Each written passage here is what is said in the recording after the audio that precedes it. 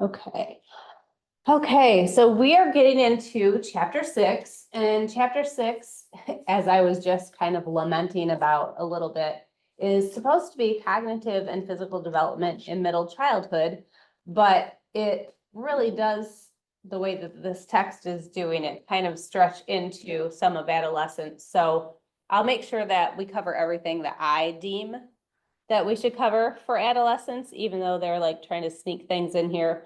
You'll see very quickly what I'm talking about. So this chapter is largely about kids being in school. And the reason why is, one, it's a central role for them. But if you think about it, your elementary years, your experience in school was not just cognitive development. It was so much more than that. I, in the past, have had a discussion board that was on kind of a multifaceted approach. And this one I focused on, I actually divided it into two because it will have the same prompt. So week 6 will be cognitive development, and then week 7 will be everything else development, because school is such an influential part, good and bad, for kids of this age. So this is kind of that, icebreaker that I always show you guys at the beginning. But if you think about it, back to your time as an elementary student, like I think of tons of different things. I obviously think of cognitive development, but for me, some of my most memorable friendships were friends that I had in elementary school. And I think it's largely because it was before the time when you started like having other significant relationships, boyfriends, girlfriends, that sort of thing. And your focus is solely on your friends. High school, adolescence seems to bring in like the peer pressure and stuff like that. But I think for the true sake of social development, your friends are huge in this stage. And also, I remember for me, like being so interested in gaining the approval of my teachers, things like that. So that's kind of that side of the development too. The morality development of children in this age is, I got to be a good boy, I got to be a good girl. And I do that through these things. So we are going to jump into cognitive development. And here's where I was saying, we're already starting to take in Piaget's,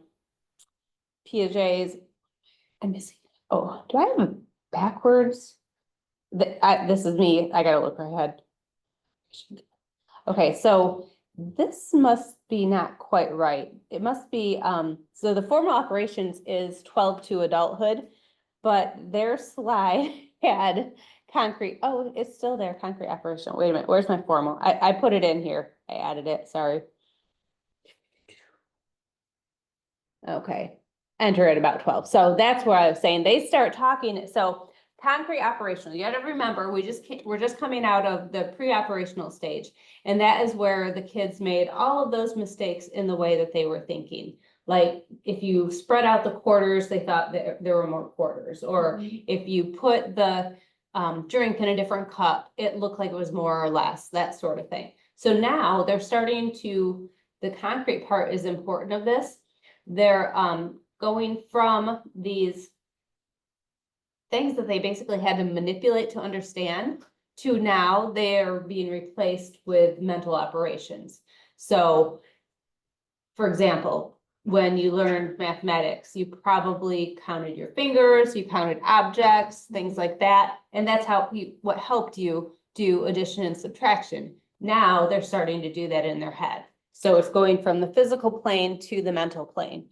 You're also seeing that correction of that reversibility. So they understand subtraction is the opposite of addition. So if I understand one, I kind of understand the other. And then also the lack of conservation, where they would only look at one thing. So they're starting at this stage to coordinate these different characteristics of objects. So not just the length or the height or the width, but also the, number and things like that. Okay, so here is the new text version. They become less egocentric, which is, it's not all about me. They rarely are confused with appearances and reality. They're doing the mental operations that I just talked about. And they're also able to start tackling perspective, or to solve perspective taking problems. So they start to understand not the world through others' experiences, not just their own. Okay, so yeah. Is this around the age where like, in the videos of the homework of like, I think last week, when we were looking at the volcano and stuff? Yes. Is this the age where they can start understanding that like you're seeing something different? Correct. from them? Okay. Correct. So, the video she's referencing, little boy is on one side and the person who's doing like the study is on the other side. And she asks the little boy what he sees, and then she flips it around and says, "What do I see?" And when he's in the younger stage, he incorrectly says she sees whatever is in front of him. When he gets to the older stage, he knows what was on that side and it just got flipped. So he remembers and said, "This is what you see because that's what I just saw," type of thing. So yes, they are starting to understand others' perspectives. And this is where I don't know that kids are in this stage yet, because middle childhood, and it is one of those gray areas. They usually say middle childhood ends when puberty begins. Okay. So, I mean, yes, it might be, but like adolescence is all puberty. You know what I mean? What if you like technically start puberty early or really late too? Now, that wouldn't impact the age, because they say enter at about 12, and the previous textbooks I have used, it says it starts unfolding at 12 and comes to full ability at 25. So 12 to 25 is a lot different than 11, you know, and that's why my argument is what it is. And honestly, as I say here, some do not meet the full level of capacity. Now, that doesn't mean that they're not like, they have a learning disability or an intellectual disability or anything like that. This is more of the common sense and like logic skills, as opposed to, you know, school skills, if you will. And if you think about it, you probably know people that may not necessarily have hit that full, and I thought that sounds really bad, but that full level of the formal operational stage. And as I said, it is important to note that Piaget overestimated the abilities of adolescents. Yes, ma'am. Yes, ma'am. Because, and this is the part, like, why aren't we talking about this if we're talking about adolescents, the errors in adolescent thinking, which are adolescent egocentrism, or what's the other ones they talk about?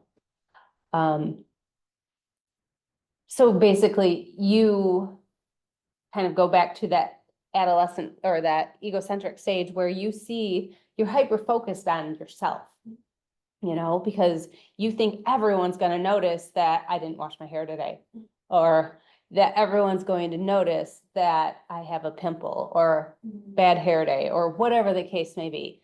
I distinctly remember like being, quote, ready for school and wasn't happy with my hair, and I would wash it like again for the second time because it didn't do what I wanted to. So I totally know that I was, and I'm a pretty smart kid, but I totally fell into this. So yeah, I would agree that he did overestimate adolescence, and the text might be overestimating adolescents or middle childhood people.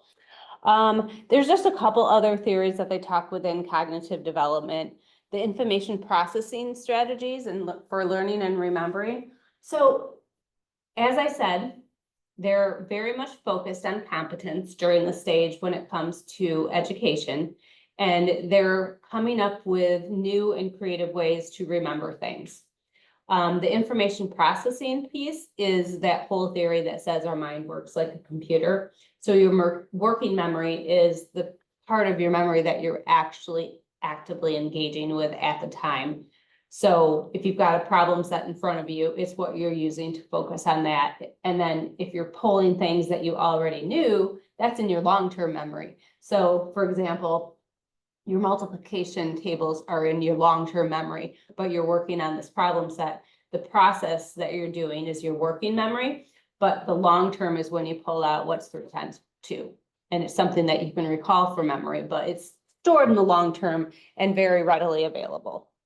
It is exactly why, I don't know what it was. It was some song that started to come on the radio or something, and it was from my childhood. And I just started belting it out, and my husband and my kid are like, what? And I said, that's long-term memory. Like, why I remember that, I don't know. It's because there's an unlimited capacity in your long-term. So if you guys think about songs that you might have heard, and the songs are so powerful, they lock right into that long-term memory. There's probably tons of them that you know. Like, you probably remember if you have moved, and even if you don't have a landline anymore, what your childhood phone number was, 269. What is it? 269. See, here's interference playing in. It was 2726. Actually, it was 616. That's what it was. Because we were not 269 then. We were 616, 279, 7625. So that was my childhood phone number from when my parents got a phone to when I left the house. And that never changed. We didn't have cell phones to interfere with our memory, and we didn't have a big enough area that Grand Rapids took all the 616 numbers. So yeah, long-term memory. It's crazy. Would you say that technology interferes with our long-term Yes, memory? it handicaps us because I mean, seriously, we use things to store things that we would normally have encoded in our long-term memory. Yeah. We have so many cheats, right? This one also talks about, again, effectively working with strategies and thinking about memory. Again, the goal is competence. The goal is being successful in school. So kids, as they start doing different assessments, they start to figure out ways that they can remember things. I remember as a kid, I had never been taught the acronyms or the mnemonics, that sort of thing. I was never told that's what that is, but I would do that. I have a listing question that I have to remember, and I would take a letter from the first sentence of each, and I would make kind of a either a word or a saying. And that was the first thing I would do. I'd go to that question and I'd write down those letters. And then that was enough to get me to remember all of those things. Another one is elaboration, which sounds counterintuitive, but you basically are connecting something new with something that you already knew, and then it becomes something that you can remember, something that's applicable to you. So, and then metacognition. This is basically your awareness about the way you think, or thinking about thinking. And that involves a lot of cognitive self-regulation. So we talked about emotional in early childhood last week. So cognitive regulation, self-regulation is basically setting goals or strategies, something that works for you in terms of being successful. Let's see. Okay. That's just one of those parent shares. So here we are going into school, and they're talking about aptitudes for school. So what is intelligence? You guys all probably remember different standardized tests that they did when you were in elementary school. IQ test is never really one of those that they do, but it's kind of along the same lines as the standardization, and the measures in which they complete it are all very standardized. Intelligence in itself cannot really be directly measured. It's more, I see it as a behavioral thing, although you could use it to kind of predict how someone's going to do in school, or if they have a learning disability, things like that. I like the bottom one. It's basically an estimate of a student's intelligence.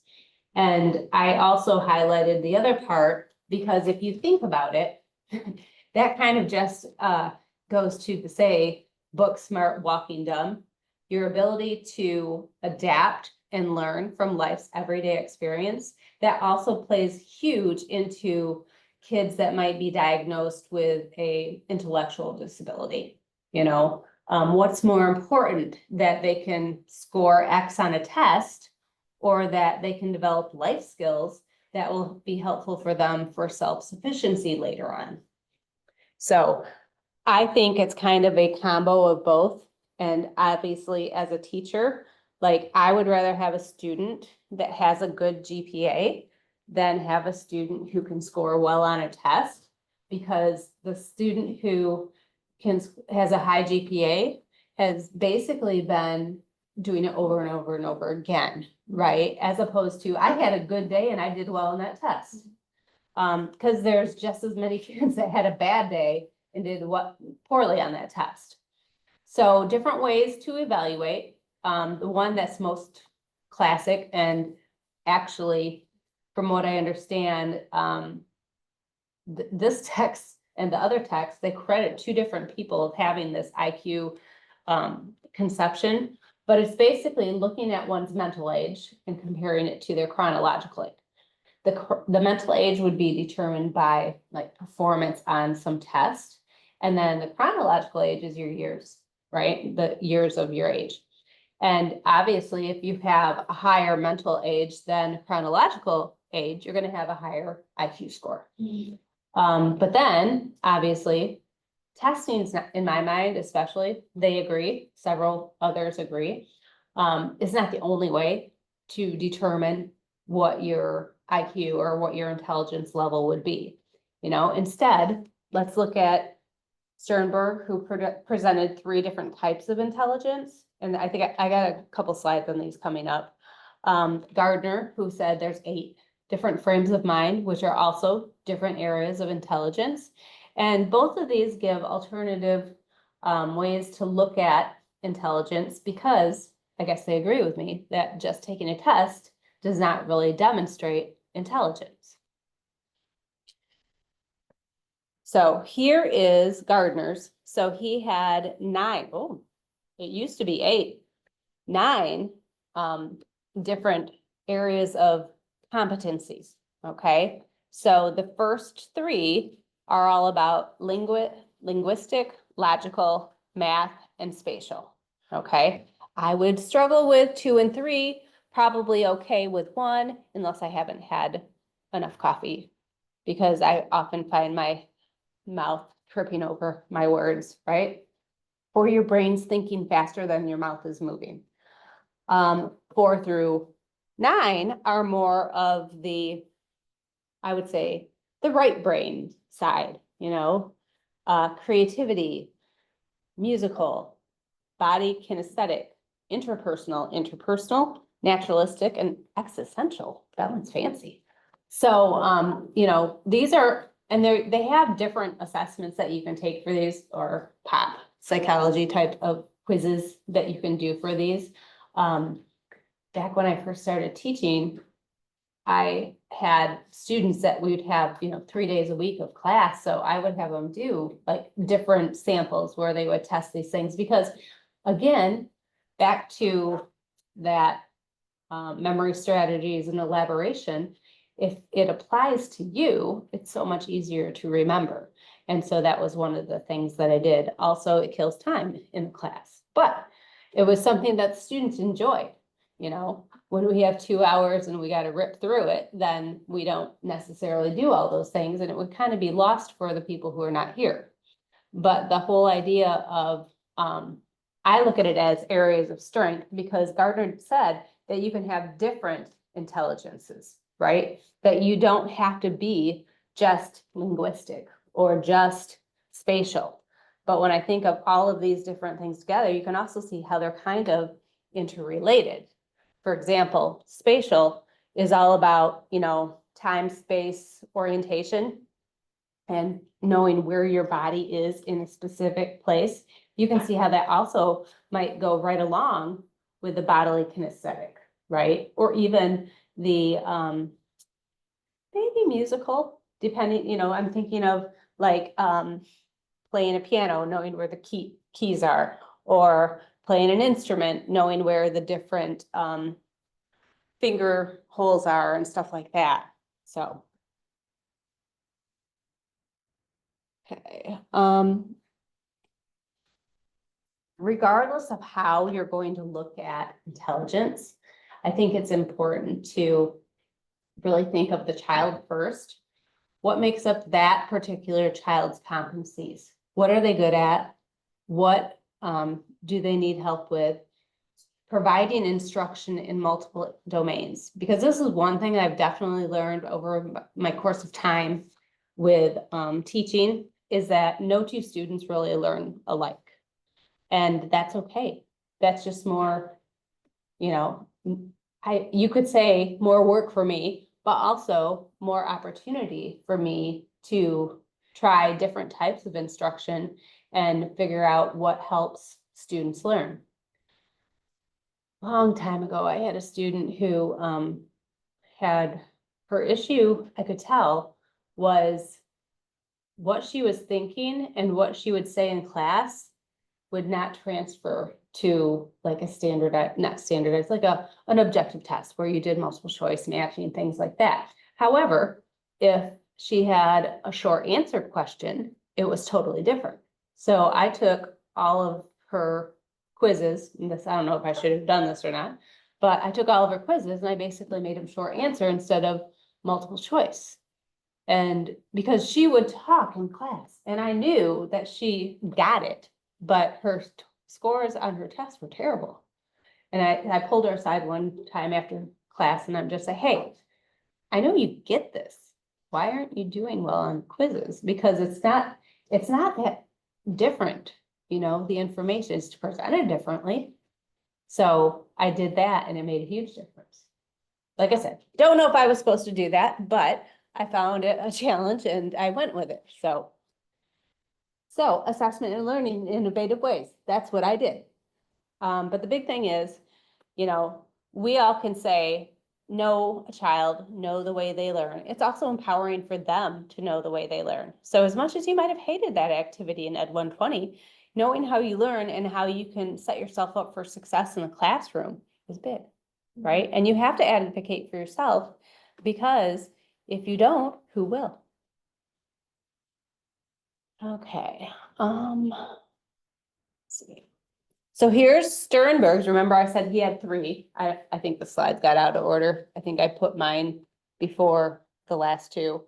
Analytic, creative, and practical. So I look at analytic as kind of the strategy or the creativity to come up with different solutions, being open-minded, being flexible in your thinking, that sort of thing. And then you've got the creative, which is, ooh, this is a new situation. What do I do here? And that means sometimes, you know, thinking outside the box and trying something totally different. Practical, knowing which solution will work. I call that kind of street smarts, if you will.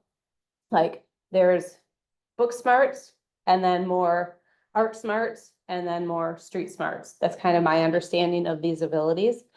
All of them work together and they're not always, you know, you won't always use just one. You integrate them together to come up with ones that will be able to achieve your goals. And then I threw wisdom on here, which I think is largely because of experience, your own interests with the interests of other people in society, but also experience is huge. Because wisdom they usually use to describe our older people, right? That they are wise in the ways of the world because they've been there, done that. If you have your computer, Aubrey, it's way down at the bottom, right? Like it normally is. I see you ferociously writing. So here is kind of how that IQ came about, that IQ, mental age over chronological age. Benet basically said that in intelligence testing, we need to look at performance compared to chronological age. And that is how he did. And he classified bright children and dull children. Oh, that's interesting. I've never heard that descriptor before.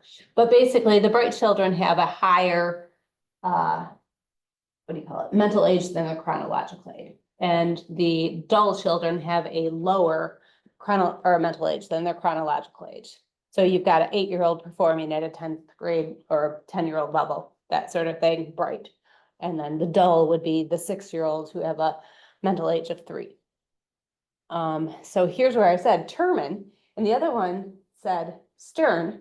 So I've got 2 textbooks that are fighting with each other on who to give credit for this, but basically, I don't really care if you know the name. I care that you understand that an IQ is mental age over chronological age times 100. It's a mathematical representation that makes it easier, in big sarcastic air quotes, to compare children. Right? Because, and it was so funny. I'm kind of getting off topic, but because I know the slide is coming up, but I had us old people communicate on Facebook, and we think that sometimes there was a teacher from my son's elementary school, and she just asked a question out of curiosity, and she got attacked.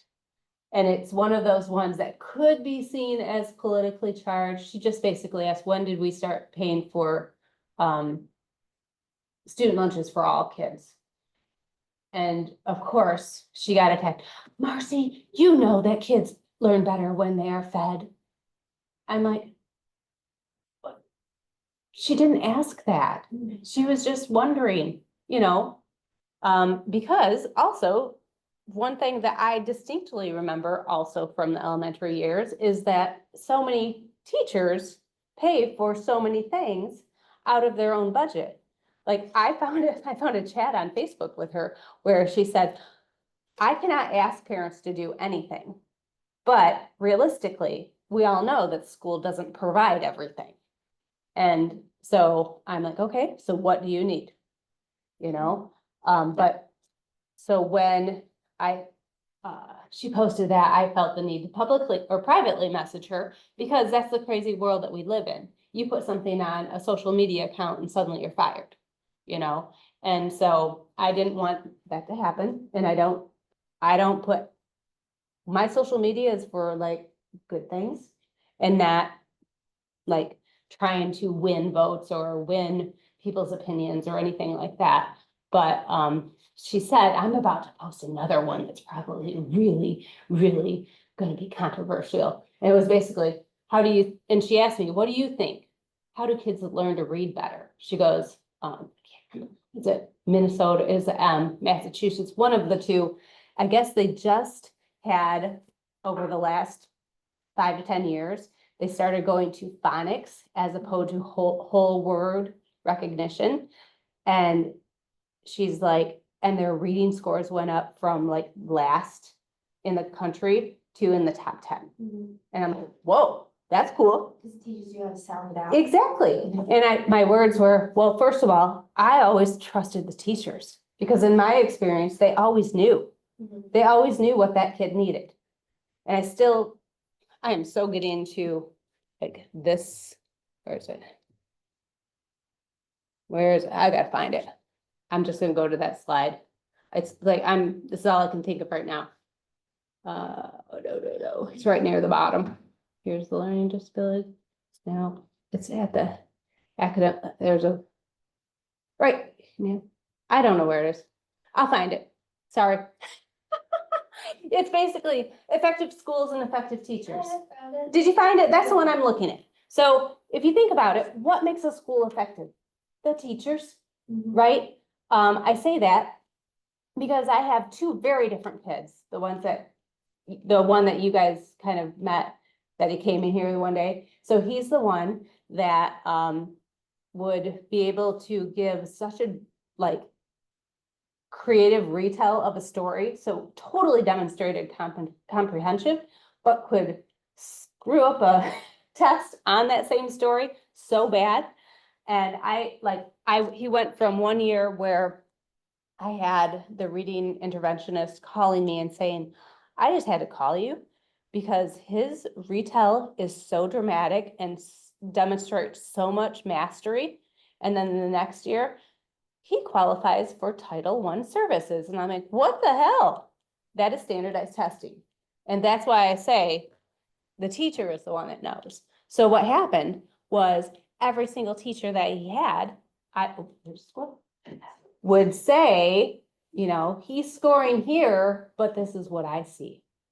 So they always took that with a grain of salt and kind of came up with their own effective assessment that seemed to measure where he was. So back to IQ, I guess. I'll come back to that one again.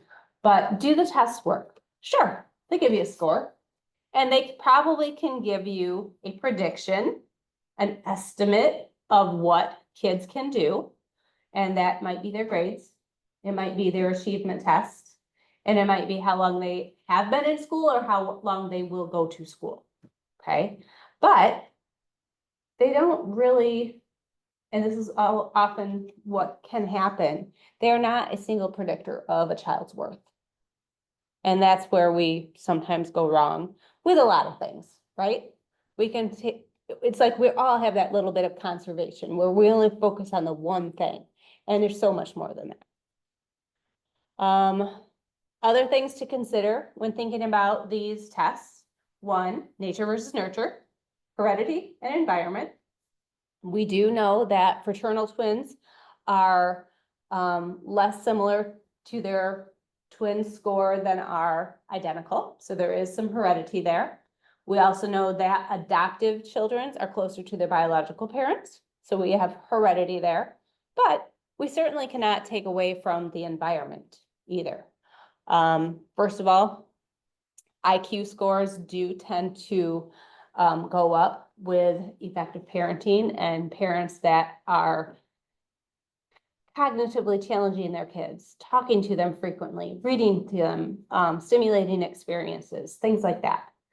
We also know that poverty can wreak havoc on that, right? So if the parents are working too much or the parents are, you know, barely making ends meet and there's not the money for all of those enrichment things, then that can also be correlated too. I think it was this class. I think it's the only one that I would talk about Head Start, but that's why Head Start's so important, right? Things like that. We also do need to know that because the environment being so diverse for different kids, the idea of culture fair intelligence test is a real thing, because not everyone grows up in the same household. So is it fair to use all of the same examples or all of the same questions that are not based on the experiences of all children, but only some children? Okay, so here is where I was talking about, again, there's positive uses and there's misuses. They can give us some idea about where the child will be, but we also have to remember the person interpreting the test has to have integrity, and they also have the correct skill level and knowledge level to be able to come up with the actual application. So scores can create stereotypes and expectations that are, you know, either right or wrong. And high IQ score really means you just got a high IQ score. It's not something to do with your value as a human. And same is true with the low. It's not completely limiting either. Go back to my definition on the first slide where I talked about the ability to adapt to everyday life and everyday situations. Because you can have someone that gets a great IQ score, but does the same dumb thing over and over again. Are they really that smart? You know? So cultural context is important to think of when you are interpreting, as well as what was the kid's social economic status. A lot of the questions do link with middle class values. And they, like I said, they do help identify kids that might need a little bit more support. But in the same token, kids are so resilient, they might not always need that little bit more support. They might very quickly grow out of that support. Okay, so using IQ scores as kind of a segue into differences in ability. So both giftedness and intellectual disabilities are characterized by an IQ score. Above average is considered gifted. They say 120 or higher. But then again, I see that kind of as a range still. Because they might also have something that is just a particular area that they are extremely talented in.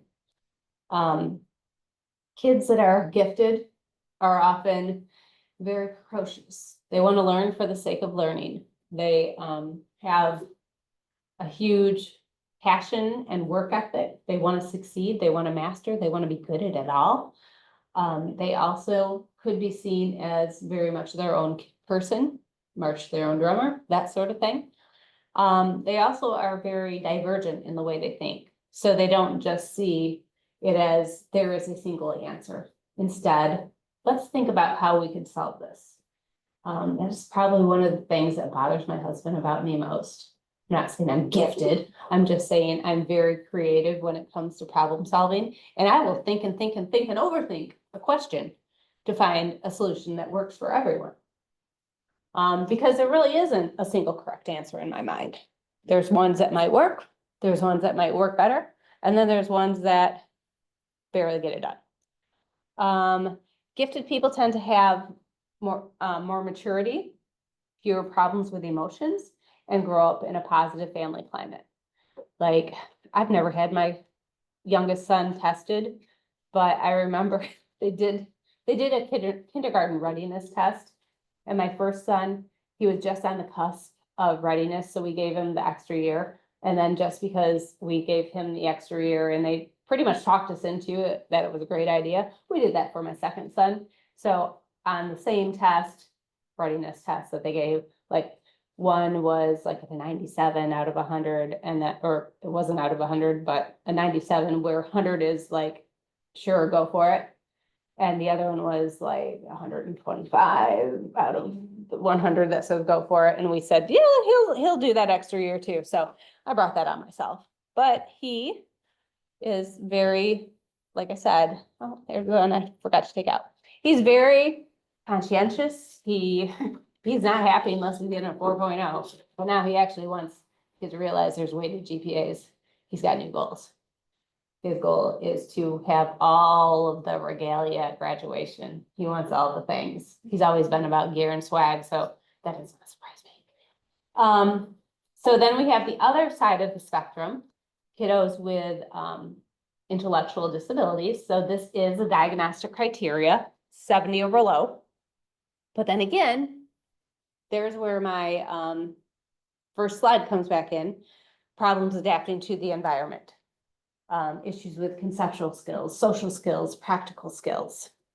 Yeah, it's going to be perfect timing. So remember how I was talking about the adolescent egocentrism and how that's not covered here. And this kind of is also leaning towards this. Next week is perfect timing for that to come up because I have that example that I've been kind of saying I'm going to say, but it wasn't the right age span, but it'll be perfect timing next week. So different risk factors for intellectual disabilities, biomedical. So this could be even prenatal, right? Chromosomal, malnutrition, traumatic brain injury, prenatal issues, social, which is poverty, parent-child relationships, poor ones, behavioral, child neglect, domestic violence. So you can see, even when I was talking about the huge impacts that parents have when it comes to Erickson's psychosocial crisis, it actually can potentially cause issues with this too. And the last one, educational, poor parenting, poor services. So parents it's so important to take that job seriously. You know what I mean? They are so important when it comes to not only the social development, but also the intellectual development and the physical development of that child. Okay, so then we have learning disabilities. So this is not the same as an intellectual disability because on that one, it is a diagnostic criteria to use the IQ score. Here, we're saying they are basically of normal intelligence or above, but they have a specific area that they struggle with. The two most common areas are reading and math. So dyslexia is anything that's language related. And then dyscalculia is the mathematical side. And so you've got those two are your biggest areas, but then you also have ADHD, which deserves its own slide because it's so prevalent. But also question, is it so prevalent, right? Because of the diagnostic criteria for that. Learning disabilities are about 5% of US school-age children. However, that's interesting that they say that because there's also then not a disability, but the behavioral issues, which is a whole different ball of wax. So ADHD, which is so, I don't want to say so funny, but it's kind of like that Tylenol thing. I've been teaching development for 20 years, not gonna lie. I've always known that Tylenol is a class B or C teratogen. It does impact. I don't know that it causes because you have to, you have to do some harm to figure out if something causes because that's an experiment. We can say correlation probably though, right? But I used to always say when we would talk about the teratogens in pregnancy and we would talk about smoking, and it would say basically inattention, hyperactivity, impulsivity potentially in children. I'm like, that sounds like ADHD, doesn't it? And then finally, yes, it did. It did come out that it is correlated. It is potential cause. So ADHD, and that's the other thing. Those are very much childhood qualities too, especially when they're saying the number of ADHD kiddos are 3 to 1 boys, right? Mama boys who are all of those things. Maybe more so when they were younger, but still some when they're older too. But kids, they lose attention quickly. We watched it with the baby in the spice jar, habituation, they get bored, right? Especially if they are not interested. School. Hyperactivity, what kid at this age do you not see have some hyperactive moments, right? How many kids are always so thoughtful about their actions without impulse? Nah, they're not. So I know that there's definitely a spectrum that goes along with this where kids have more of those tendencies than others, but some of them are just natural tendencies. My oldest, I remember he had, so the teacher I was just talking about, I really, really wanted her to be his 2nd grade teacher, but he got the old mean lady who was about to retire. And I picked him up for school every Friday. And I went into the office to write him out. And she was in there. And I said, so how's it going? She goes, he's always in motion. Stone face. And then it was so funny because conferences come around. I'm like, oh, okay. And then that was his 1st grade teacher because his 2nd grade teacher was the best thing ever. Okay, so, and she's like, he's always in motion. I'm like, oh no, this doesn't look good. This is for week 1. I'm thinking this in my head. So conference come around. I'm like, so how are things going? She goes, he is always in motion, but whenever I call on him, he knows exactly what we're talking about. So even the old lady who was about to retire saw that he was very much there, even though he says to me, goes, Mom, I'm a kinesthetic learner. I always have to move. And I said, I know this from the day that you were in 1st grade. So his 2nd grade teacher, I called her patron saint of wiggly little boys because the first thing you got to do, like they had the preschool meeting, first thing you got to do is go figure out which kind of chair you wanted because you weren't going to have a normal one. You could pick an exercise ball, you could pick an office swivel chair, you could pick whatever you wanted. And they were all things that could be moved. I still remember one day, it was around Christmas, and she had them all working really hard on some English thing that they were writing. And she could tell, she goes, oh, I'm losing them. I'm losing them. This is in her mind. She didn't say this out loud. All of a sudden she yells, "Stop all fight!" And they all wad up their papers and they start throwing them at her. I'm like, she is amazing. Yes, she did win Teacher of the Year too in the state of Michigan. Mhm. I knew that though, but he was so lucky to have her. But what is the problem if we don't recognize this, or if we don't all get on the same page to help treat these kiddos? Then 2 to 3 times higher risk of failure in school. So we know that there's not really a definitive cause. We know that there might be postnatal, prenatal abnormalities, environmental toxins, heredity. That's the biggest thing I think we miss when we rush to diagnose, because here's the other social factors that go into this. That same second grade teacher, she had a room full of them. And, 22 to 24 kids in a classroom, and they're all doing that. You can see how a teacher might say, like the one I had, the first grade teacher, yeah, he could be medicated, that kind of thing. Or you might want to look into that.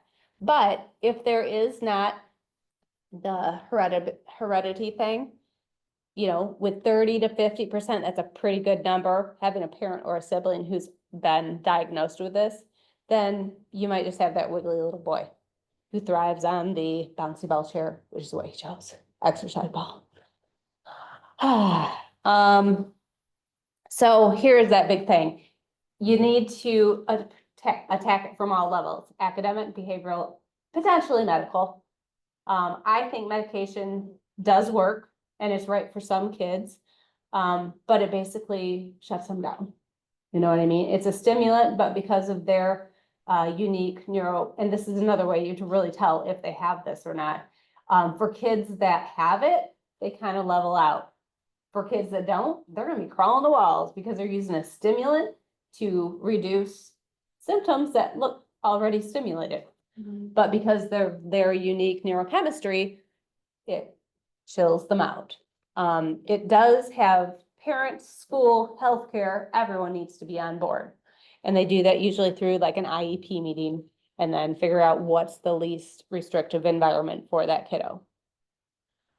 Which brings us right into the whole, we have to provide adequate education for all kids regardless of where they stand. And that involves the IEP meetings that they have, which from what I understand, parents who have kids with these different learning disabilities, it is a hard type of meeting. It's very stressful, and they try to come up what's the best case scenario for the kid. But not always does everyone at the table have that child at their heart, and it's sad. So the IEP is an individualized education plan. It is not a cookie cutter thing. It is not, so this kid has ADHD, this is what we do. It is what is best for that kid. My nephew, I think I've mentioned before, he's diagnosed with high functioning Asperger's. So he's like super, like, you can't tell. There's little things he does that you can tell, but you really can't tell. But one of the things that they did for him is he could take time out of the overstimulating environment and go to somewhere, and like they had like a weighted blanket that he could sit under and just chill, or the swing that he could just take the weight off his body and just sit in this and kind of sway back and forth, just removing from the environment temporarily so that he could gather and go back. So this is something that's required for any child that has a diagnosed learning disability, and it should be specific to their capacity. And these have to be, especially when they're younger, adapted quite regularly because kids grow out of them so fast. Constructed to meet their individual needs, not a cookie cutter as what someone else gets, and has the best educational benefits for that child. And they do that through figuring out what the least restrictive, closest to normal environment that they can be in. So it's supposed to be very similar to what the other kids are educated in. It practices inclusion so that they can be within the normal classroom. And maybe they also have some different areas that they go into a special education classroom. but it can also be within the regular classroom. It just really depends on what works for that kid. Sometimes they need to be taken out of the environment so that they can concentrate on what extra they're getting. Okay, so here is where, effective schools. This is the slide I was looking for. So this chapter gives a bunch of stuff about reading skills, writing skills, all of that. That's great. This is definitely a time when they're building competence, but I basically took their one slide and I kind of sum it up in this. It's effective schools and it's effective teachers. The, skills that they develop in reading, writing, and arithmetic are all foundational to this, but it's very much the person who figures out how to balance this all. It's the climate of the school that feels safe and nurturing. It's the parents who are involved. It's making sure that students, teachers, and programs, their levels of progress are all monitored. It's not just willy-nilly, we'll test it at the end of the year. It's, that teacher looking at the student's achievement level and making sure that they're managing the classroom effectively that supports all of the students. And it's not easy. And that's why, effective teachers and effective schools, it's not that easy to do all of it. Their goal should be emphasizing mastery. However, it's not, and again, that kind of comes into how are you going to do this? Or active learning, attention to how the programming is paced, providing feedback, being enthusiastic and warm. All of those things are so important to kids, students of all ages, right? Because you guys you're kind of like forever students right now. You've had a lot of teachers and there's teachers that make a difference in terms of how you comprehend it. And a lot of it has to do with the teacher, with the way that you get feedback, with the way that you get the material presented to you, all of those things. So that's why I said, when I got that message from the teacher, my exact words were, one, I always, defer to the teacher. They know best. But second, my thoughts would be that both whole word and phonics are great approaches, but I see them working in kind of complementary ways where the phonics would be the foundation and the whole word would be kind of the goal. So, and I don't know, were you guys old enough to remember Hooked on Phonics worked for me? It was an infomercial that they had, and they would have, it was basically a phonics program, and they would have, it would be a joke on one of the late night talk TV shows, Hooked on Phonics worked for me. But it was basically taking and breaking down the words into phonemes, phonics, and really hitting hard those different pieces of the words. Can you imagine? And it's what a child does naturally when given a whole word, but if you're not taught, let's see, PH means P. If you're not taught that, right? You might be saying, right? That's the first one I came up with. But how many weird things do we have in the English language that could be addressed by the foundation of phonics? Yeah. So I see it as the foundation, but not standalone. Because you can then start using that as parts of a whole word curriculum too. So. Yeah, because that's what we did when I was growing up. Used phonics. So this text is saying letter recognition is huge, obviously, because you need to know the letters. But then also you need to know how the letters, when going together, how they sound. Yeah, we would make flashcards. Then we would connect it to other words, but how CH is like chick. Yeah. Chick. And then you would apply that to other things and always the PF or what was another one? School, how it looks like CH SCH, so like we were, maybe there's more prefixes, but I remember working on that quite a bit. Yeah. To then sound out. the So words that- both of my boys at the daycare before, so their kind of preschool program, if you will, they all did zoo phonics. And so it's like Allie, alligator, Katrina, cat. Like there's all of the letters, but at one point I could actually do it with them. That skill is gone, but I do remember Dee deer and, all of the different, and it was fun for the kids because there was a cartoon character, but they learned the letter.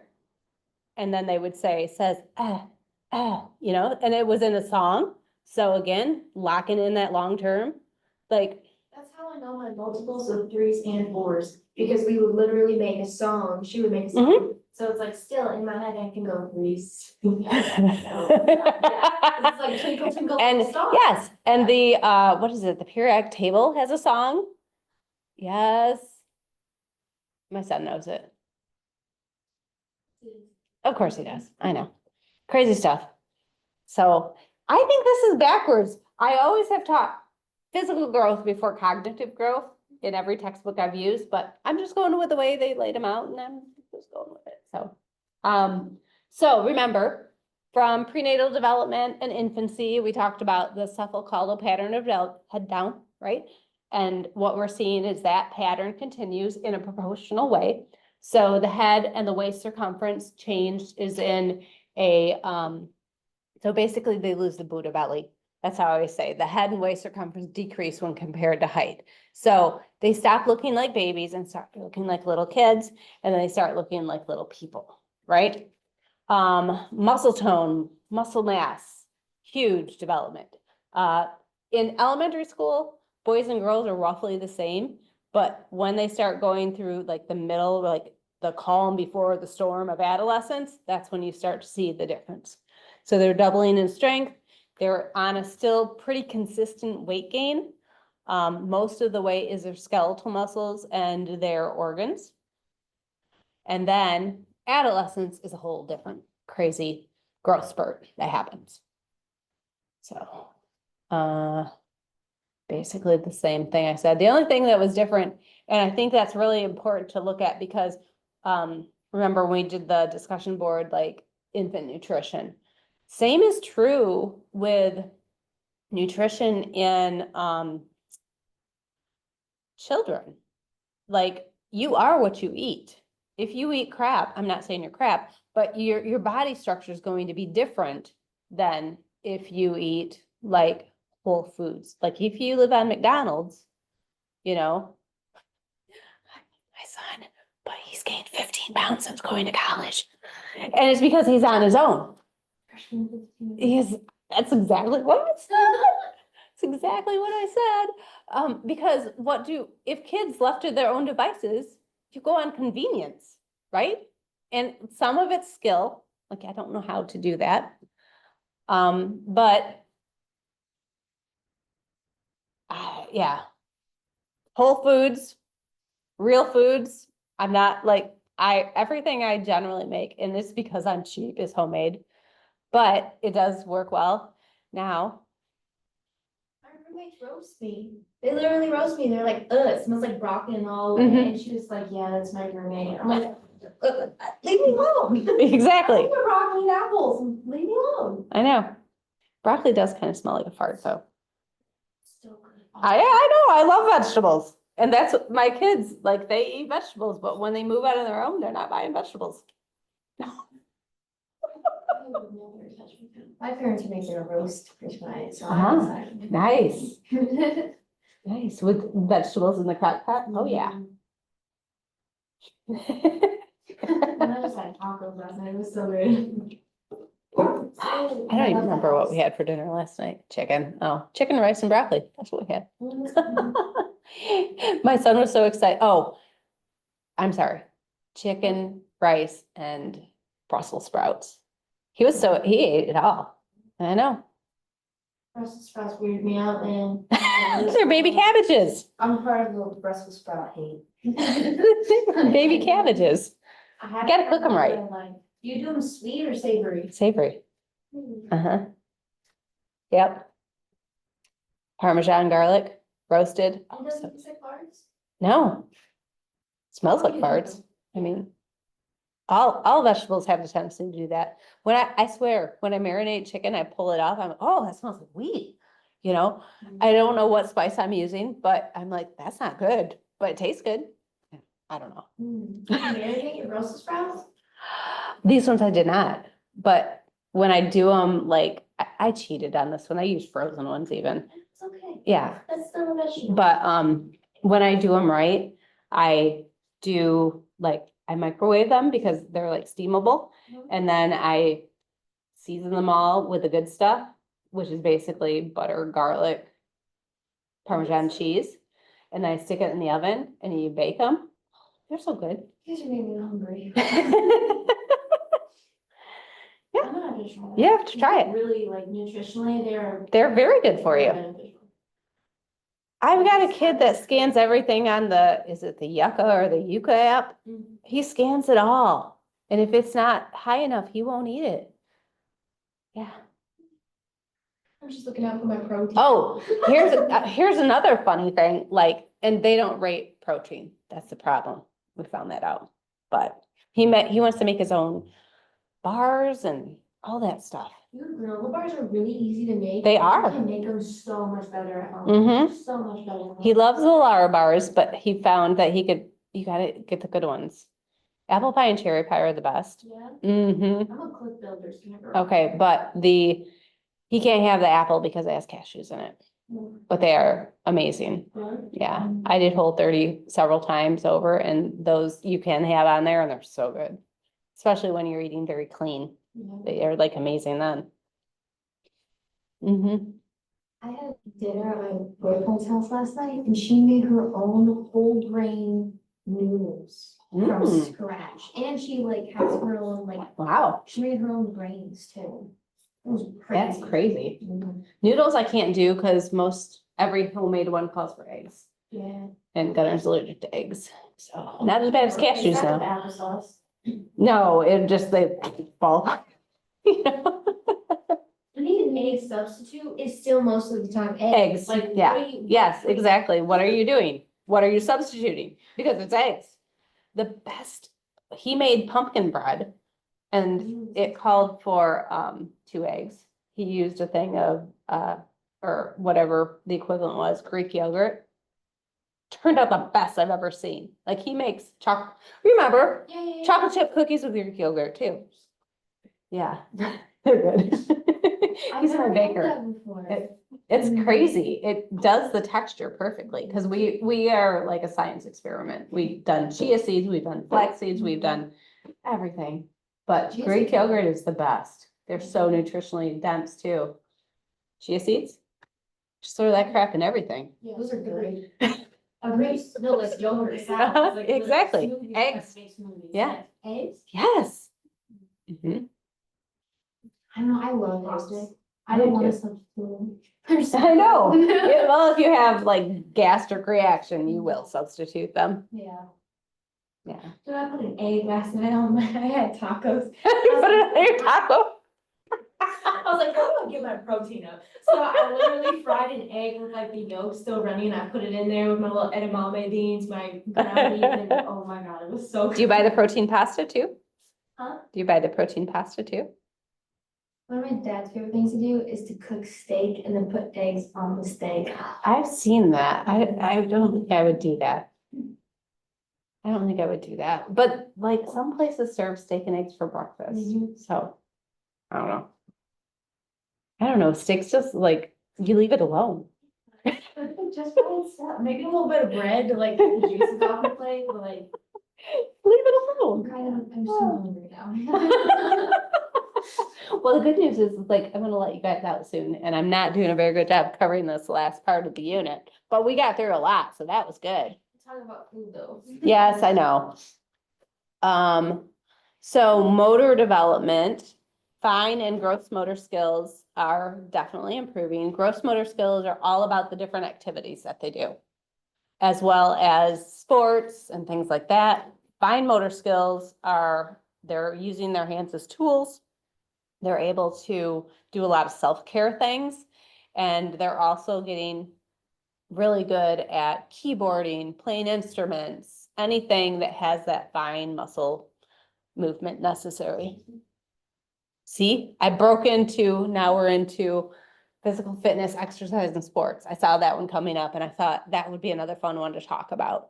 And this is a thing, I mean, so this slide basically explains why we have the issues we did. So here's another like squirrel thing. I was reading it was a elementary school that they closed in where I went to school in Three Rivers.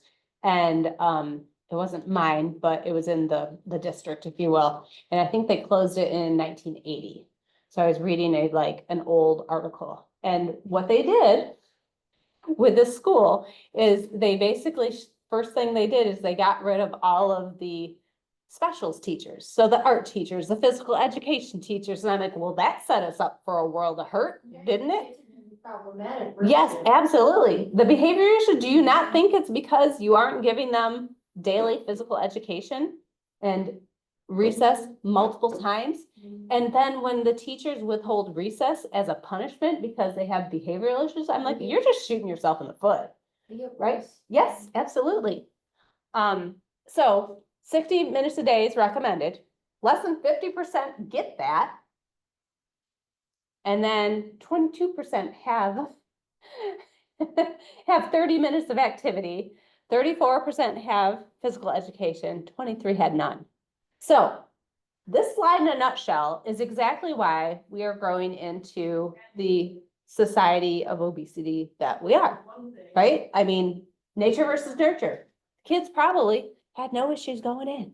Now, unless their parents are giving them crap, but that still would be nurture, right? And then you have this side where they're not being active.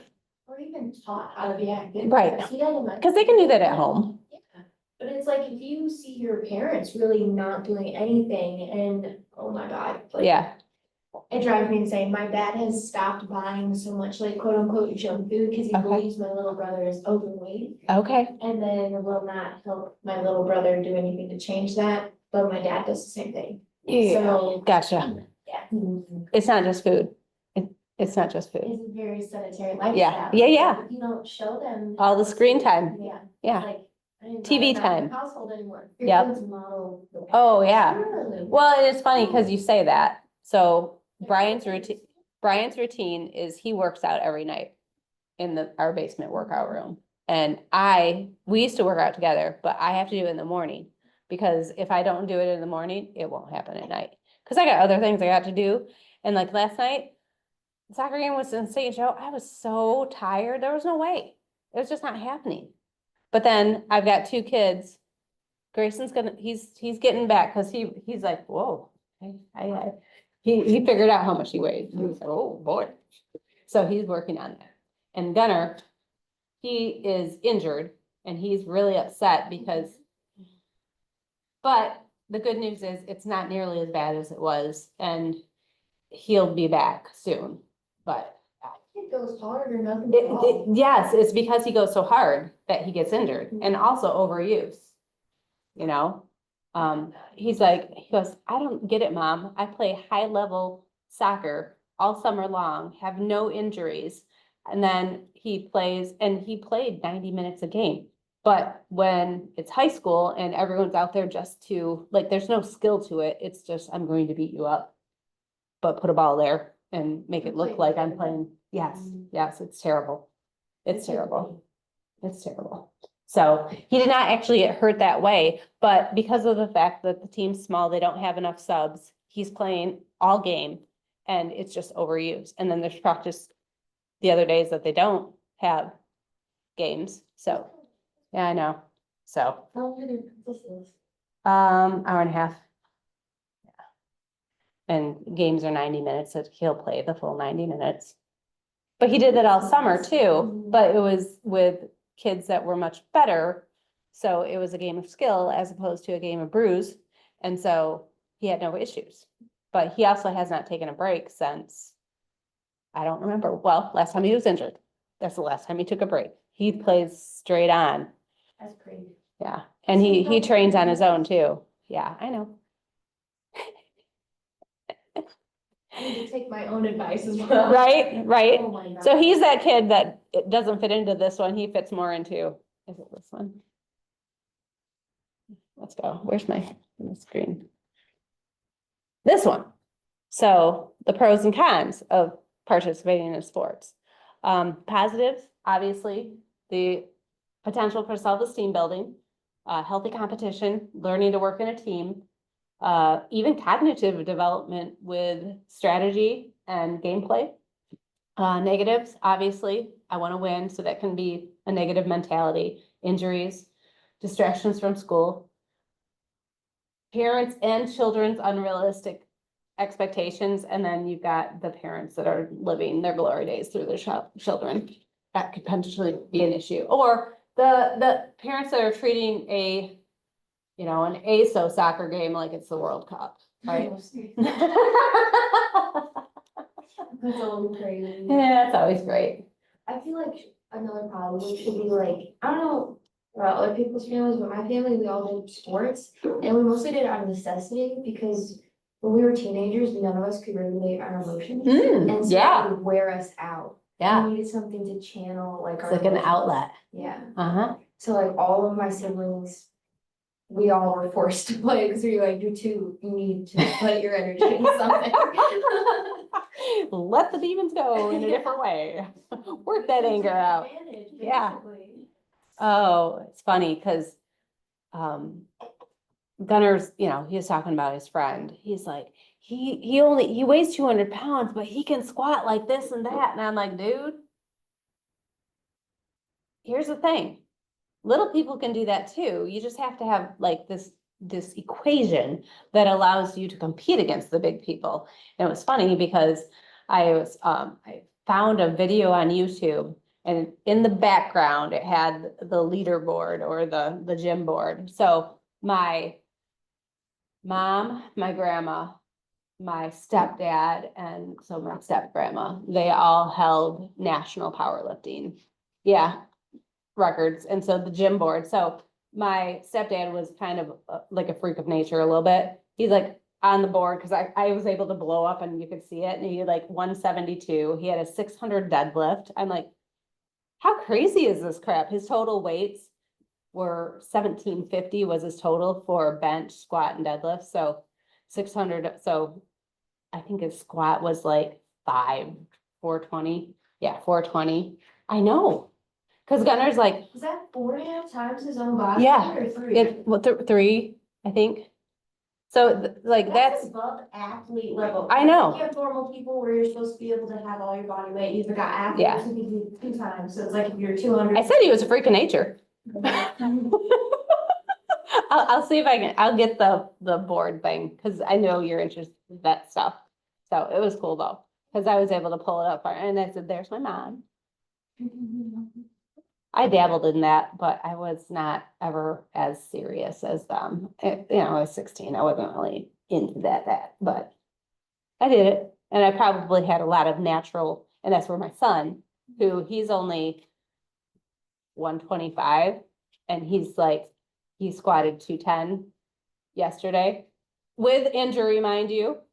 But he's like, but I was okay with that because then it'll look better next semester when I'm not injured. And I'm like, well, good.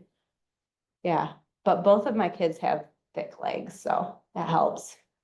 Grayson more so than Gunner, but anyway, they got that for me. Okay.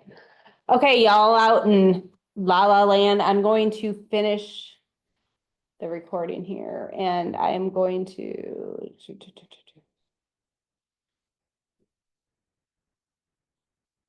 I will